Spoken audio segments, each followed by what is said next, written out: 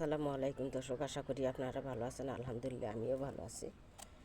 যে এখানে খেজুর গাছের পাতা, মাশাআল্লাহ। যে পুর্তলিকা গাছের ডাল ভেঙে আমি 2 লিটারই বোতলে পুর্তলিকা গাছের ডাল দিয়েছে সুন্দর একটি টব তৈরি করে নিয়েছি, মাশাআল্লাহ।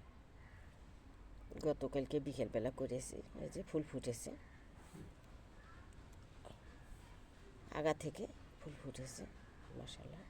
তাই ভাবলাম দর্শকদেরকে দেখিয়ে দিই। আমার মতো করে দর্শকরা পুর্তলিকা এখন বিভিন্ন কালারের পাওয়া যায়, সেখান থেকে ডাল সংগ্রহ করে এই যেরকম নতুন নতুন করে টব সাজিয়ে নিতে পারে, মাশাআল্লাহ, বাগানিরা। আর আমার চ্যানেলটা যেখান থেকে দেখেন না কেন, লাইক কমেন্ট সাবস্ক্রাইব করে দেবেন, আমি যাতে আপনাদের সামনে নতুন নতুন ভিডিও নিয়ে আসতে পারি। যে মাশাআল্লাহ, আমার কাছে 3টি কালার, একটা হলো গোলাপি, আর একটা হলো সাদা, আর একটা হলো হলুদ।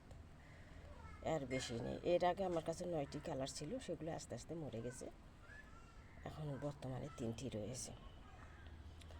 আমার কাছ থেকে যে পুর্তলিকের ডাল অনেকে নিয়ে এত বড় বড় 5টা 6টা করে টব সাজাইছে, সে দেখার মতো, মাশাআল্লাহ।